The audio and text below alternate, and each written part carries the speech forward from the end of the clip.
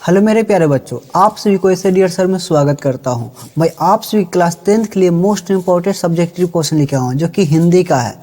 आप सभी को यह वीडियो शुरू से लेकर लास्ट तक जरूर देखिएगा, जो कि मैं क्वेश्चन लेकर जो कि बहुत ही महत्वपूर्ण है। कल 100% यहाँ से क्वेश्चन पूछा जाएगा। चलिए वीडियो को स्टार्ट करते हैं। मेरा पहला क्वेश्चन है, खोखा किन मामलों में अपवाद था, यानी जो खोखा जो था किन मामलों में अपवाद था। ठीक है, इसका सही उत्तर लिखिएगा, ध्यान से देखिएगा। इसका सही उत्तर हो जाएगा, सेन साहब को 5 पुत्री थे, यानी सेन साहब के 5 पुत्री थे। ठीक ना, सेन साहब कितनी पुत्री थे? 5 पुत्री थे। पुत्र का जन्म तब हुआ जब कोई उम्मीद बाकी न रह गई थी, संतान की कोई उम्मीद बाकी नहीं रह गई थी। अर्थात सेन साहब को पुत्र तब नसीब हुआ जब पति पत्नी बुढ़ापे के अंतिम पड़ाव में थे, यानी बुढ़ापे के अंतिम पड़ाव में थे। ठीक है, पड़ाव में थे। इसलिए खोखा जीवन के नियमों के अपवाद था और साथ ही साथ घर के नियमों का अपवाद था। इसलिए जो खोखा जो था घर मतलब कि जीवन के नियमों में अपवाद था और साथ ही साथ घर के नियमों में अपवाद था। ठीक है, आपको इतना लिखने के बाद में आपको 2 नंबर दे दिया जाए, क्योंकि नंबर नहीं कटेगा। ठीक ना, आप मात्र इतना ही लिख लीजिएगा, और नहीं तो इसको स्क्रीनशॉट लेकर के आप याद भी कर सकते हैं। ठीक है, चलिए दूसरा मेरा क्वेश्चन है, रगप्पा कौन था, मगम्मा से क्या चाहता था, यानी रगप्पा कौन था, मगम्मा से क्या चाहता था। ठीक है, याद रखिएगा। तो इसका सही उत्तर हो जाएगा, ध्यान से देखिएगा, रगप्पा गांव का जुगाड़ी और आवारा लड़का था। ठीक ना, यानी रगप्पा जो था जुगाड़ी और आवारा लड़का था। ठीक है, वह धन के लोभ में दही बेचकर आते समय मगम्मा को छेड़छाड़ किया करता था। ठीक ना, यानी जो रगप्पा जो था यानी धन के लोभ में दही बेचकर आते समय मगम्मा को छेड़छाड़ किया करता था। ठीक है, और उससे पैसा भी ठगना चाहता था। इतना नहीं, वह मगम्मा को अनाथ समझकर उसकी इज्जत भी लूटना चाहता था।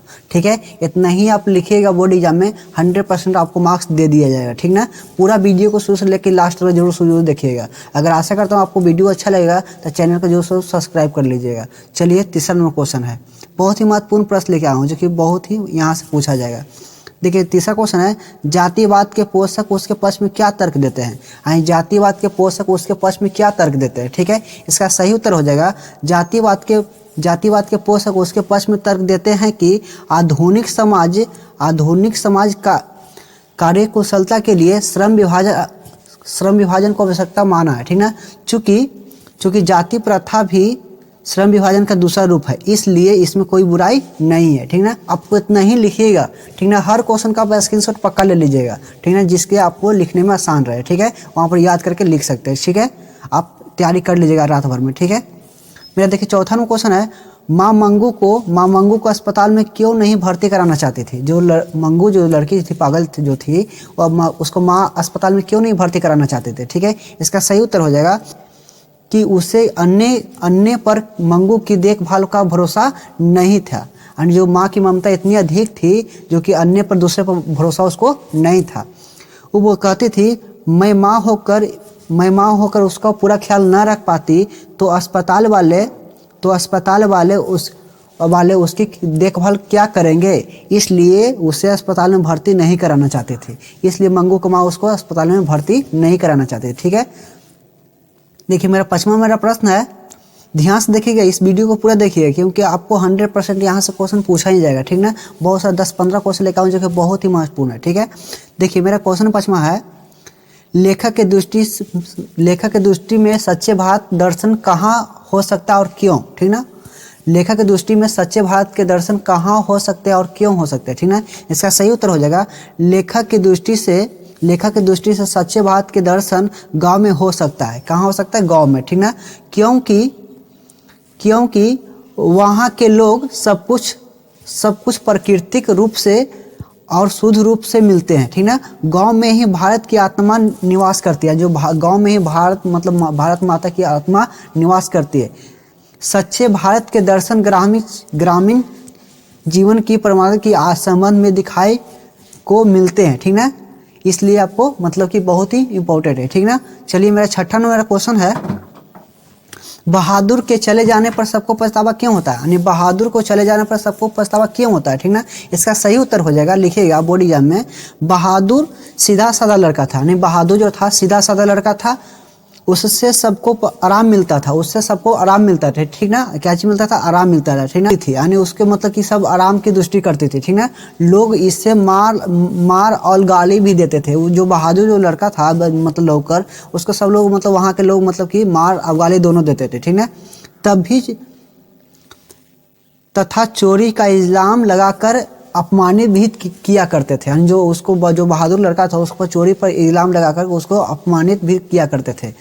इसलिए चले जाने पर सबको अपनी भूल का एहसास हुआ, इसलिए सबको पछतावा हुआ था। यानी अपनी गलती का एहसास सब लोगों को हुआ कि हम खुद उसको ऊपर ज़्यादा किए थे अत्याचार, इसलिए मतलब सबको पछतावा होता है, ठीक है। देखिए मेरा 7वां क्वेश्चन देखिएगा, पाप्ती कौन थी? यानी पाप्ती कौन थे? वह शहर क्यों लाई गई थी? यानी जो 7वां क्वेश्चन है, पाप्ती कौन थी, शहर क्यों लाई गई थी, ठीक है।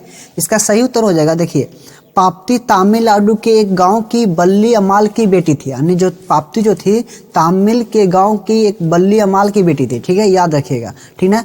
उससे बहुत बुखार से एकदम पीड़ित हो गई थी, ठीक ना। यानी बल्ली अमाल उसे लेकर गांव के प्राइमरी हेल्थ सेंटर में दिखाने गया था। यानी जो वहाँ पर गांव में कोई प्राइमरी सेंटर होगा वहाँ पर दिखाने गया था, ठीक ना।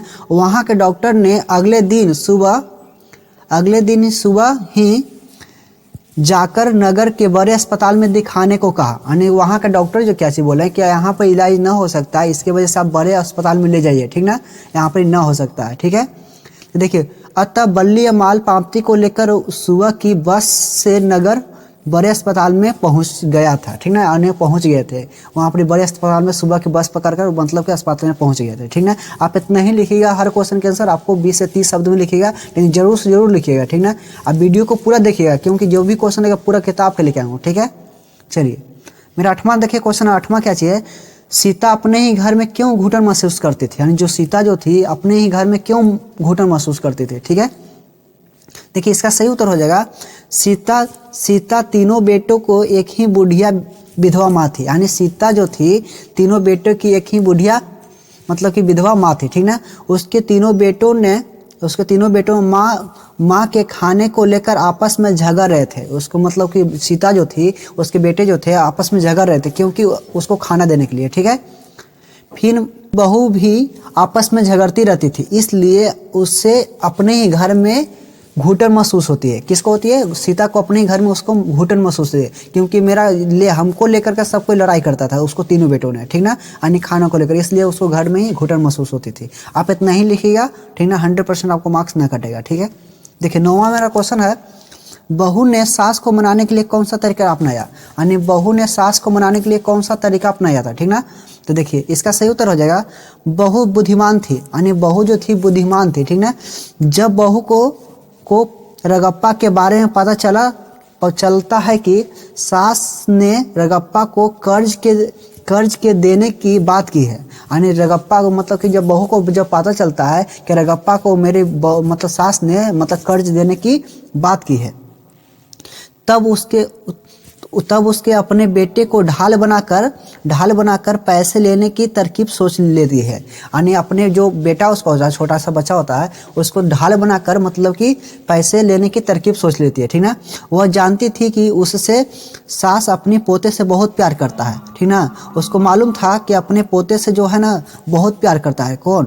मगम्मा, ठीक ना, याद रखिएगा, ठीक है। देखिए उसे अपने बेटे को दादी के पास ही ले जाने के लिए भेज दिया बच्चा, ठीक ना। दादी के पास बाजार जाने से पहले वह अपने पेटों से बहुत ही समझाया था, बहुत ही समझाया था, ठीक है।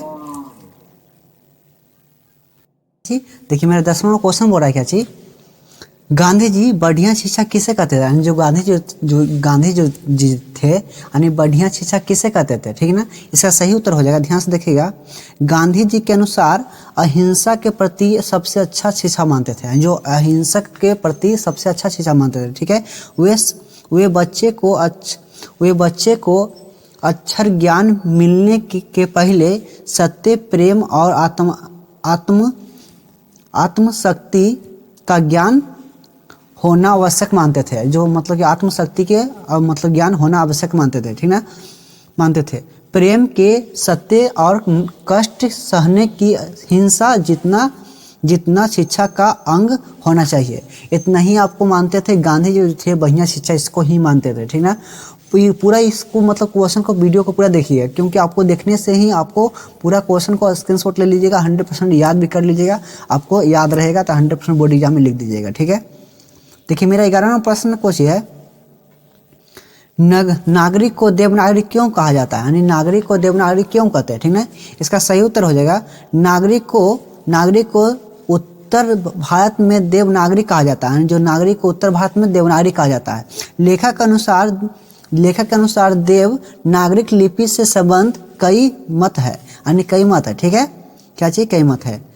एक मत के अनुसार काशी के देवनागरी के लिए इस यहाँ चलने वाली लिपि देवनागरी कहलाई गई है, यानी जो वहाँ पर काशी में नागरी जो होता है इसलिए वहाँ पर चलने वाली लिपि जो है देवनागरी कहलाई गई है।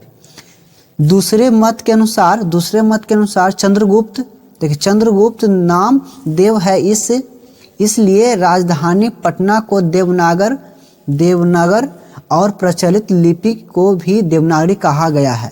इतना ही आप लिखिएगा, बोर्ड एग्जाम में आपको नंबर नहीं कटेगा, ठीक ना। आशा करता हूँ कि इस वीडियो को 100% आपको कुछ समझ में आ रहा होगा। देखिए मेरा 12वां प्रश्न क्या चीज है, कवि को वृक्ष बूढ़ा चौकीदार क्यों लगा, यानी कवि को वृक्ष बूढ़ा चौकीदार क्यों लगा, यानी कवि ने एक वृक्ष के बहाने प्राचीन संस्कृति और पर्यावरण की रक्षा की चर्चा की है, ठीक है। क्या चीज की, पर्यावरण की चर्चा की है, ठीक ना। वृक्ष मनुष्य को पर्यावरण एवं प्रहारी प्राचीन काल से मानव के लिए वरदान स्वरूप है, यानी मानव के लिए वरदान स्वरूप है, ठीक है। इसका पोषक है रक्षा कवि को वृक्ष बूढ़ा चौकीदार इसलिए लगता था कि वह हर क्षण सीना ताने दरवाजे पर खड़ा रहता था। वह हर क्षण मतलब सीना ताने दरवाजे पर खड़ा रहता था, जिस प्रकार चौकीदार घर की सुरक्षा में दरवाजे पर खड़ा रहता था, यानी इसलिए मतलब दरवाजे पर चौकीदार जो था दरवाजे पर खड़ी रहता था हमेशा, इसलिए उसको वृक्ष मतलब बूढ़ा चौकीदार क्यों लगता था, ठीक है। इतनी ही आप लिखिएगा। देखिए मेरा 13वां प्रश्न है, लेखक किस विडंबना की बात करते हैं, जो लेखक जो है किस विडंबना की बात करते हैं, ठीक ना। तो देखिए इसका सही उत्तर हो जाएगा, लेखक जातिवाद के पोषक की विडंबना की बात करते हैं, लेखक जो है पोषक की विडंबना की बात करते हैं, ठीक ना। विडंबना का स्वरूप यह है कि हमारे देश में जातिवाद के पोषक, यानी जातिवाद के पोषक की कमी, याद रखिएगा, जातिवाद के पोषक की कमी, बल्कि इसके पोषक की कई आधारों पर इसका समर्थन करते हैं। इतना ही आप लिखिएगा, लेखक किस विडंबना, इतना ही लिख लीजिएगा, 100% आपको नंबर नहीं कटेगा, ठीक है। चलिए मेरा देखिए 14 नंबर क्वेश्चन है। देखिए 14 नंबर क्या क्वेश्चन है, जाति प्रथा भारत में बेरोजगारी का एक प्रमुख और प्रत्यक्ष कारण कैसी बनी है, ठीक है, कैसी बनी है।